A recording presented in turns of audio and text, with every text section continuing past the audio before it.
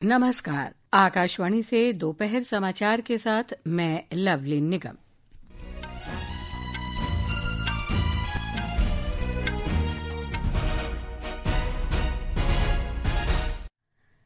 प्रधानमंत्री नरेंद्र मोदी ने गुजरात के भावनगर में 34,200 करोड़ रुपए से अधिक की कई विकास परियोजनाओं का उद्घाटन और शिलान्यास किया। उन्होंने कहा, देश की समृद्धि और विकास के लिए आत्मनिर्भरता महत्वपूर्ण। आत्मनिर्भर भारत पहल के अंतर्गत मोरक्को में पहला भारतीय रक्षा विनिर्माण संयंत्र स्थापित किया जाएगा। रेल मंत्री अश्विनी वैष्णव ने कहा, अहमदाबाद मुंबई बुलेट ट्रेन का पहला खंड 2027 तक शुरू होगा। ईरान ने कहा, वो परमाणु कार्यक्रम को लेकर किसी भी अनुचित दबाव को स्वीकार नहीं करेगा। साथ ही चेतावनी दी, ऐसे कदम तनाव बढ़ा सकते हैं। और बैडमिंटन में सात्विक साईराज रंकीरेड्डी और चिराग शेट्टी की जोड़ी चाइना मास्टर्स के सेमीफाइनल में पहुंची। अब समाचार विस्तार से। प्रधानमंत्री नरेंद्र मोदी ने हर क्षेत्र में आत्मनिर्भरता का आह्वान करते हुए कहा है कि विदेशों पर भारत की निर्भरता उसके सबसे बड़े दुश्मनों में से एक है। उन्होंने कहा कि अब समय आ गया है कि भारत 2047 तक विकसित भारत के सपने को साकार करने के लिए दुनिया के सामने एक आत्मनिर्भर राष्ट्र के रूप में खड़ा हो। भारत आज विश्व बंधु की भावना से आगे बढ़ रहा है। दूसरे देशों पर हमारी निर्भरता, यही हमारा सबसे बड़ा दुश्मन है और हमें मिलकर भारत के इस दुश्मन को, निर्भरता वाले दुश्मन को हराना ही होगा। दुनिया की सबसे बड़ी आबादी वाले देश को आत्मनिर्भर बनना ही होगा। प्रधानमंत्री आज भावनगर में समुद्र से समृद्धि कार्यक्रम को संबोधित कर रहे थे। भारत को एक समुद्री महाशक्ति बनाने के अपनी सरकार के दृष्टिकोण के बारे में प्रधानमंत्री नरेंद्र मोदी ने कहा कि देश का लक्ष्य 2047 तक वैश्विक समुद्री व्यापार में अपनी हिस्सेदारी को 3 गुना करना है। कार्यक्रम के दौरान प्रधानमंत्री ने 32,000 करोड़ रुपए से अधिक की कई परियोजनाओं का उद्घाटन और शिलान्यास किया। श्री मोदी ने 7,800 करोड़ रुपए से अधिक मूल्य की कई प्रमुख समुद्री परियोजनाओं का उद्घाटन किया। 21वीं सदी का भारत आज समुद्र को बहुत बड़े अवसर के रूप में देख रहा है। हाँ, पोर्ट लेड डेवलपमेंट को गति देने के लिए हजारों करोड़ रुपए के प्रोजेक्ट का शिलान्यास और उद्घाटन किया गया। देश में क्रूज टूरिज्म को प्रमोट करने के लिए आज मुंबई में इंटरनेशनल क्रूज टर्मिनल का भी लोकार्पण किया गया है। प्रधानमंत्री ने कहा कि भारत के तट हमेशा से समृद्धि के प्रतीक रहे हैं और इससे समुद्री तट भारत के भविष्य के विकास के प्रवेश द्वार बनेंगे। उन्होंने समुद्री क्षेत्र को कमजोर करने के लिए पिछली सरकारों को भी जिम्मेदार ठहराया और कहा कि लाइसेंस राज व्यवस्था और वैश्वीकरण के बाद की नीतियों के कारण विदेश देशों पर निर्भरता बढ़ रही है। उन्होंने कहा कि ये क्षेत्र जल्द ही एक राष्ट्र एक बंदरगाह प्रक्रिया को अपनाएगा, जिसका उद्देश्य पूरे देश में बंदरगाह प्रक्रियाओं को सरल बनाना है। स्वदेशी जहाज निर्माण में भारत की क्षमताओं पर प्रकाश डालते हुए प्रधानमंत्री मोदी ने आईएनएस विक्रांत का उदाहरण दिया। इतना विशाल आईएनएस विक्रांत भी भारत में ही बना है। इसे बनाने के लिए जो हाई क्वालिटी स्टील लगी, वो भी भारत में बनी थी। जिस राजनीतिक इच्छा शक्ति की जरूरत है, उसका भरोसा मैं आज देशवासियों को दे रहा हूं। बैंकों से लोन मिलने में आसानी होगी। इंफ्रास्ट्रक्चर फाइनेंसिंग के जितने भी और लाभ होते हैं, वो सारे के सारे इन जहाज बनाने वाली कंपनियों को भी मिलेंगे। रक्षा मंत्री राजनाथ सिंह सोमवार से मोरक्को की 2 दिवसीय आधिकारिक यात्रा पर जाएंगे। ये किसी रक्षा मंत्री की उत्तरी अफ्रीकी राष्ट्र की पहली यात्रा होगी। उनका ये दौरा भारत और मोरक्को के बीच बढ़ते रणनीतिक सहयोग को दर्शाता है। यात्रा के दौरान रक्षा मंत्री बरशीद में टाटा एडवांस सिस्टम्स मोरक्को के व्हील्ड आर्म प्लेटफॉर्म के नए विनिर्माण संयंत्र के उद्घाटन में शामिल होंगे। यह अफ्रीका में पहला भारतीय रक्षा विनिर्माण संयंत्र है।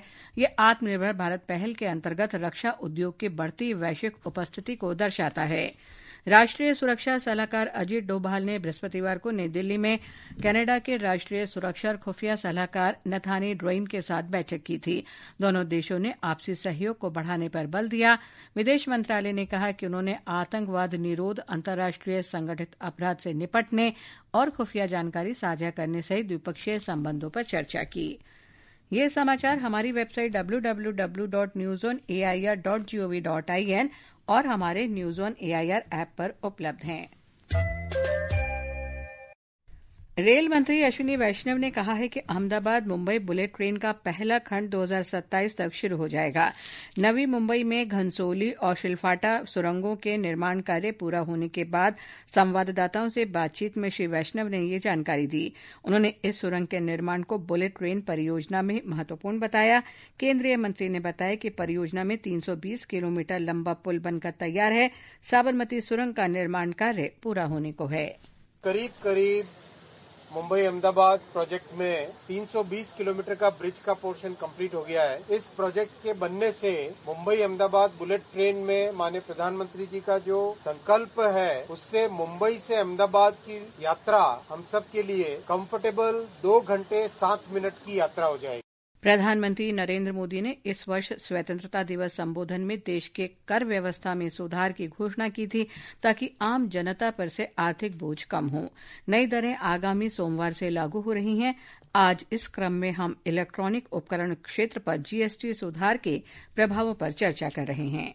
सरकार ने घरेलू इलेक्ट्रॉनिक वस्तुओं पर जीएसटी दरों में कटौती करके इलेक्ट्रॉनिक्स उद्योग को बड़ी राहत दी है। बिजली यंत्रों पर कर की दर 28% से घटाकर 18% कर दी गई है। कंपोस्टिंग मशीनों पर कर की दर 12% से घटाकर 5% कर दी गई है। 2-वे रेडियो प्रणाली पर कर की दर भी 12% से घटाकर 5% कर दी गई है। भारतीय इलेक्ट्रॉनिक्स एवं कंप्यूटर सॉफ्टवेयर निर्यात संवर्धन परिषद के अध्यक्ष संदीप नरूला ने कहा कि कर कटौती के कई फायदे होंगे और देश में घरेलू इलेक्ट्रॉनिक्स की बिक्री में वृद्धि होगी। बिक्रीकरण बढ़ेगा और हमारी कंपनीज जो एक्सपोर्ट करती हैं उनको भी बहुत लाभ होगा, क्योंकि डोमेस्टिक मार्केट में जब वॉल्यूम बढ़ेगा, क्वांटिटी बढ़ेगी, तो एक्सपोर्ट में हमारी कॉम्पिटिटिवनेस बढ़ती है और हम एक बड़े डिफाइंड प्राइस मैकेनिज्म से प्राइस को कोट कर पाएंगे एक्सपोर्ट पे। साथ साथ ही कंप्लायंस की भी हमें एडवांटेज रहेगी। अगली पीढ़ी के जीएसटी सुधारों के तहत इस युक्तिकरण से इलेक्ट्रॉनिक वस्तुओं की पहुंच और सामर्थ्य में वृद्धि होने और घरेलू उत्पादकों के लिए बाजार का आकार बढ़ने की उम्मीद है। अनुपम मिश्र, आकाशवाणी समाचार, दिल्ली। सेवा और सुशासन से प्रेरित होकर प्रधानमंत्री नरेंद्र मोदी के नेतृत्व में सरकार परिवर्तन और प्रगति लाने के लिए अथक प्रयास कर रही है। आज इस विशेष श्रृंखला सेवा पर्व में हम आपके लिए लेकर आ रहे हैं कैसे मोदी सरकार ने वैश्विक स्तर पर स्वास्थ्य प्रणाली को मजबूत किया है और गुणवत्तापूर्ण स्वास्थ्य सेवा की पहुंच लोगों तक सुनिश्चित की है। पिछले 11 वर्षों में प्रधानमंत्री नरेंद्र मोदी के गतिशील नेतृत्व में भारत की स्वास्थ्य सेवा प्रणाली में व्यापक परिवर्तन आया है। 2018 में नरेंद्र मोदी सरकार ने आयुष्मान भारत प्रधानमंत्री जन आरोग्य योजना शुरू की, जो दुनिया का सबसे बड़ा स्वास्थ्य बीमा कार्यक्रम रहा। ये योजना प्रति परिवार प्रतिवर्ष 5 लाख रुपए का स्वास्थ्य कवर प्रदान करती है। भारत की 40% गरीब आबादी को लक्षित करते हुए ये योजना 12 करोड़ से अधिक परिवारों को कवर करती है और लगभग 55 करोड़ व्यक्तियों को लाभान्वित करती है। पिछले वर्ष 29 अक्टूबर को नई दिल्ली में प्रधानमंत्री नरेंद्र मोदी ने आयुष्मान वय वंदना योजना के दायरे में 70 वर्ष से अधिक आयु के सभी बुजुर्गों को शामिल करने के लिए आयुष्मान भारत प्रधानमंत्री जन आरोग्य योजना के विस्तार की घोषणा की। सरकार का प्रयास है कि देश के हर बुजुर्ग जिनकी आयु 70 वर्ष के ऊपर है, उनको जल्द से जल्द आयुष्मान वय वंदना कार्ड मिले। और ये ऐसी योजना है जिसमें आय की कोई पाबंदी नहीं। लाभार्थी ईशान श्रीवास्तव ने आयुष्मान भारत योजना की सराहना करते हुए कहा कि इससे उनके परिवार के सदस्यों का कम खर्च में सही इलाज करने में मदद मिली। इस कार्ड से हमारा जैसे कि पेसमेकर लगा है तो 83,280 रुपीज का इस कार्ड से पेमेंट हुआ, अप्रूवल होकर। कार्ड नहीं होता तो मैं ये स्थिति नहीं थी कि हम इनका पेसमेकर करवा पाते। ये योजना 70 वर्ष से अधिक आयु वर्ग के लोगों के लिए आसान और सुलभ स्वास्थ्य सेवा सुनिश्चित करती है। आनंद कुमार की रिपोर्ट के साथ समाचार कक्ष से फरहत नाज। प्रधानमंत्री नरेंद्र मोदी के 75वें जन्मदिन के उपलक्ष्य में राष्ट्रीय पुरस्कार विजेता फिल्म चलो जीते हैं देश के लाखों स्कूलों और लगभग 500 सिनेमाघरों में दिखाई जा रही है। ये फिल्म प्रधानमंत्री मोदी के बचपन की एक घटना से प्रेरित है। इस फिल्म में स्वामी विवेकानंद के दर्शन से प्रभावित होकर किशोरवय नारू अपनी छोटी सी दुनिया में बदलाव लाने का प्रयास करता है। पीवीआर आइनॉक्स के सीईओ श्री गौतम ने चलो जीते हैं फिल्म पर अपने विचार साझा किए। ये चलो जीते हैं एक ऐसी फिल्म है जो नरेंद्र मोदी जी की पूरी जिंदगी की जर्नी पे आधारित है। कितने मेहनत और कितनी लगन से एक चीज के पीछे जब वो लगे तो उन्होंने वो काम करके दिखाया। ब्रिटेन की सेमीकंडक्टर कंपनी ARM अब भारत में 2 नैनोमीटर चिप्स बनाएगी। ये चिप्स बेंगलुरु में ही डिजाइन किए जाएंगे। इलेक्ट्रॉनिक्स और सूचना प्रौद्योगिकी मंत्री अश्विनी वैष्णव ने ARM के नए ऑफिस का उद्घाटन करते हुए ये जानकारी दी। इन चिप्स का इस्तेमाल AI सर्वर, ड्रोन और मोबाइल फोन में किया जाता है। श्री वैष्णव ने बताया कि भारत के सेमीकंडक्टर मिशन का एक बड़ा लक्ष्य प्रतिभा को बढ़ावा देना है। उन्होंने कहा कि हमारा उद्देश्य केवल चिप्स ही नहीं बल्कि आवश्यक उपकरणों और सामग्रियों का भी निर्माण भारत में करना है। श्री वैष्णव ने कहा कि डिजाइन लिंक्ड इंसेंटिव योजना के अंतर्गत 23 चिप डिजाइन परियोजनाओं को मंजूरी दी गई है और 72 कंपनियां अब उन्नत डिजाइन उपकरणों का उपयोग करती हैं। बिहार में राष्ट्रपति द्रौपदी मुर्मू ने अपने पूर्वजों और पितरों की आत्मा की शांति के लिए गया जी में पिंडदान किया।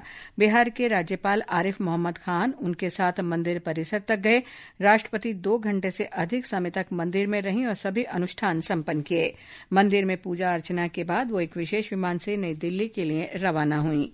ये समाचार आकाशवाणी से प्रसारित किए जा रहे हैं।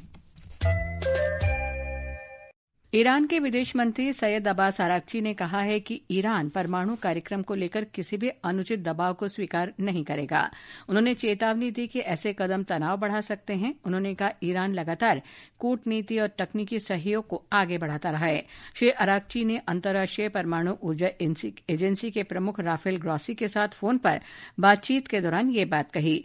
ये बातचीत संयुक्त राष्ट्र सुरक्षा परिषद द्वारा 2015 के परमाणु समझौते के अंतर्गत प्रतिबंधों में छूट बढ़ाने वाले प्रस्ताव को पारित नहीं हो पाने के बाद हुई है। अमेरिका ने सीरिया के लिए अस्थायी संरक्षित स्थिति का दर्जा समाप्त कर दिया है। साथ ही सीरियाई प्रवासियों को चेतावनी दी है कि अगर वे 60 दिन के भीतर देश नहीं छोड़ते हैं तो उन्हें गिरफ्तार करके निर्वासित कर दिया जाएगा। रूस स्थित सारातोव और समारा प्रांतों में यूक्रेन के ड्रोन ने आज कथित तौर पर तेल रिफाइनरों पर हमला किया। यह हमला ऐसे समय में हुआ है जब कीव रूसी तेल और गैस अवसंरचना के खिलाफ अपने अभियान को तेज कर रहा है। चाइना मास्टर्स बैडमिंटन प्रतियोगिता के पुरुष डबल सेमीफाइनल में आज सात्विक साईराज रंकीरेड्डी और चिराग शेट्टी की जोड़ी का मुकाबला मलेशिया के आरुण चिया और सो वुई इक की जोड़ी से होगा। सात्विक और चिराग का इस साल का ये 7वां सेमीफाइनल मुकाबला होगा। इससे पहले क्वार्टर फाइनल में इस जोड़ी ने चीन के रेन जियांगयू और झी हाओनान को आसानी से पराजित किया। दुबई में एशिया कप क्रिकेट के सुपर 4 चरण के पहले मैच में आज रात 8 बजे श्रीलंका और बांग्लादेश के बीच मुकाबला होगा। रविवार को भारत का मुकाबला पाकिस्तान से होगा। मौसम विभाग ने अगले 3 दिन तक अरुणाचल प्रदेश, असम, मेघालय, नागालैंड, मणिपुर, मिजोरम और त्रिपुरा में हल्की से मध्यम वर्षा और कुछ स्थानों पर मूसलाधार बारिश का अनुमान व्यक्त किया है।